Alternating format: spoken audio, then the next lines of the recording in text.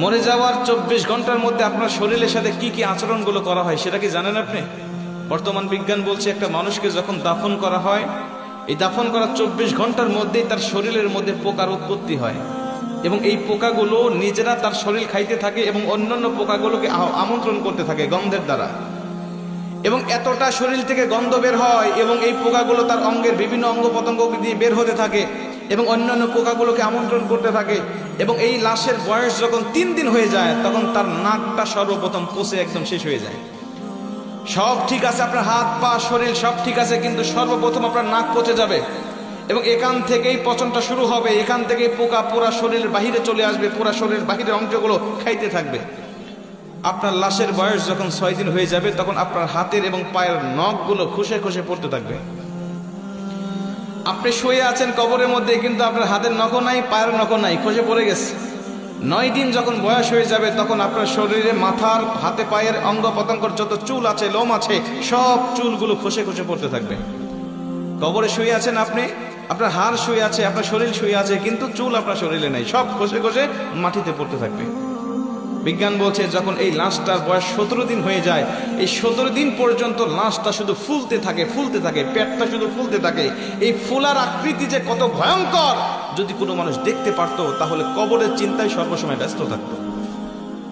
ফুলতে ফুলতে ফুলতে ফুলতে একেবারে যখন লাস্ট স্টেপে পৌঁছে যায় তখন তার শরীরটা বিকট আওয়াজের সাথে ব্রাস্ট হয়ে তার পেটটা ফেটে যায় এবং ভিতরে যত নাড়ি ভুঁড়ি আছে সবকিছুই পচা গলা নাড়ি ভুঁড়িগুলো বের হতে থাকে এবং এগুলো পোকারা খুব আমোদের সাথে, আনন্দের সাথে এগুলো খাইতে থাকে। খাইতে খাইতে এই লাশের বয়সটা যখন 60 দিন হয়ে যায়, লাশের বয়স 60 দিন হয়ে যাওয়ার পরে তার শরীরের 1 ইঞ্চি পরিমাণ গোস্ত থাকে না, চামড়া থাকে না, সব কিছু একেবারে শেষ হয়ে যায়।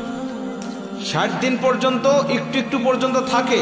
60 দিন যখন হয়ে যাবে আপনার শরীরে কোনো চামড়া থাকবে না, কোনো গোস্ত থাকবে না, কোনো চর্বি থাকবে না, কোনো রগ থাকবে না, কিচ্ছু থাকবে না, শুধুমাত্র হাড্ডি পড়ে থাকবে। যে শরীর নিয়ে দুনিয়ার জমিনে আপনি এত বড়াই করেছেন, এত অহংকার করেছেন, যে শরীরের যত্ন নেওয়ার জন্য আপনি কত বিদেশি দামি দামি কসমেটিক ব্যবহার করেছেন, কিন্তু এই শরীরটা ইসলামের পথে, এই শরীরটা আপনি ইসলামের পথে কাজে লাগান নাই। এই শরীরটা আপনি কখনো আল্লাহ পাকের দেওয়া শরীর, আল্লাহ পাকের জন্য আপনি কখনো ব্যবহার করেন নাই। হারাম হালাল তাওয়াক্কা না করে সবসময় আপনি ব্যস্ত রেখেছেন।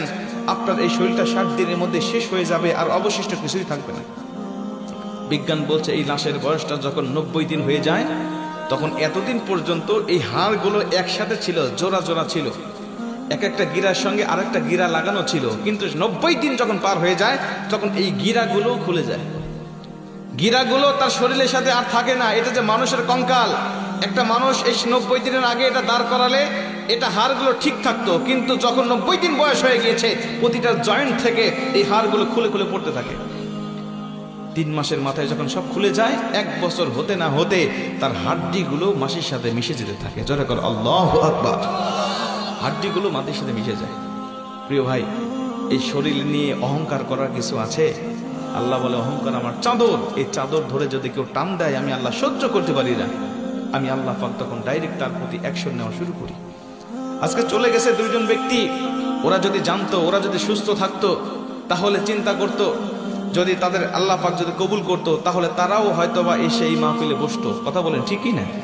আজকে আপনার সামর্থ্য আছে, আপনার রাস্তাঘাটের দোকানপাটে ঘুরে বেড়াচ্ছেন, হতে পারে আজকের এই মাহফিলটা আমাদের জীবনের জন্য শেষ মাহফিল হতে পারে না? পারে না? হতে পারে এই মোনাজাত পর্যন্ত আমার জীবনের শেষ মোনাজাত হতে পারে, এখান থেকে আমি বাড়িতে যেতেও পারি, নাও যেতে পারি। প্রতিদিন রাস্তাঘাটে চলাচল করি, প্রতিদিন এমন কোনো দিন নাই যে 2-1টা অ্যাক্সিডেন্ট আমাদের চোখের সামনে পড়ে না। রাস্তাঘাটে চলতে গেলেই দেখা যায় কোথাও গাড়ি উল্টে পড়ে আছে, কোথাও গাড়ি একদম পিষে গেছে, কোথাও মানুষের রক্ত পড়ে আছে, বিভিন্ন রকম অ্যাক্সিডেন্ট আমাদের চোখের সামনে পড়ে। এরাও তো যাচ্ছিল তার আত্মীয়দের সাথে দেখা করার জন্য, এরাও তো পরিবারের কাছে ফিরতে যাচ্ছিল, এদের জন্য তো স্ত্রী অপেক্ষা করেছিল, এদের জন্য তার সন্তানরা চেয়ে ছিল, কিন্তু রাস্তায় তাদের প্রাণটাকে ঝরে গিয়েছে। আমাদের প্রাণও এভাবে ঝরে যেতে পারে নাকি পারে না? এই জন্য সতর্ক হওয়ার সময় এখনই, সিদ্ধান্ত নেওয়ার সময় এখনই। আমার এই জীবনটা আমি কোন কাজে অতিবাহিত করছি? আল্লাহ আমাদের সবাইকে হালাল পথে আমাদের জীবনটাকে অতিবাহিত করার তৌফিক দান করুক। জোরে বলেন আমিন।